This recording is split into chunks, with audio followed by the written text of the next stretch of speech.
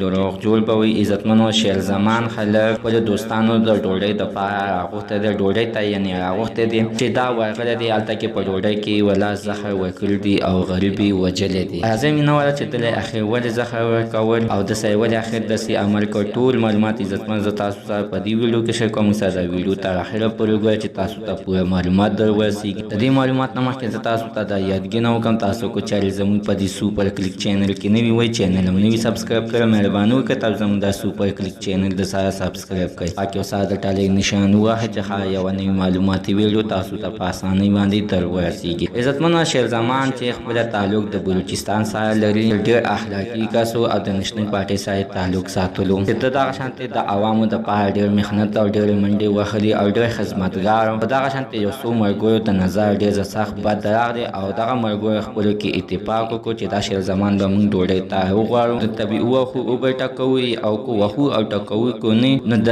ډوډۍ کې به ورته زهر واچو خو موږ به ورسره نه کینو. عزتمنو چې د شیر زمان چې ډوډۍ وخوړله د ډوډۍ نه ګنټه بعد د شیر زمان د خولې نه ځګونه روان شول او ځای په ځای باندې مړ شول چې بیا د شیر زمان د پلار همدغه شانتې غوښتنه کوله چې زما زوی خو چا سره بد هم نه دي کړي او د قوم خدمت یې کړی، منډې تللې وهلې دي او مسکینانو سره یې مدد کړی دی. د ده خو نه چا سره د ذاتي دښمني شته او نه جنګ جګړه شته. خو عزتمنه شیر زمان اخره کې د ده په دوستانو باندې راپورټ وکړلو چې پولیس د دوی راپورټ هم نه اخیستو چې تا خو د ده دوستان دي او د تا نه پې سیوا دغه دوستان خفه دي. خو عزتمنه چې تر اوسه پورې د شیر زمان دغه قاتلان لا نه دي ګرفتار شوي او د شیر زمان پلار د انصاف غوښتنه کوي، وایي چې ماته د انصاف میلاو شي. نو زموږ د دې ویډیو مقصد دا دی چې نن سبا چا سره منډه تللې هم نشي وهلی، مدد هم چا سره نشي کولی. خو که یې نو خلکه به د خلکو د سترګو به ډېر سخت بد به راځي، وایي چې اندازه څنګه په کومه طریقه باندې مړ کړم چې نن څنګه شیر زمان وژلی دی. نو زموږ د سره تر نن ورځې خبر د دې ځای پورې د نوي معلوماتو په اړه د سره زموږ د سوپر کلیک چینل د سره سبسکرایب کړئ، خوا کې ورسره د ټالۍ نشان ووهئ. ښه یوه نوي معلوماتي ویډیو تاسو ته په اسانۍ باندې در ورسیږي.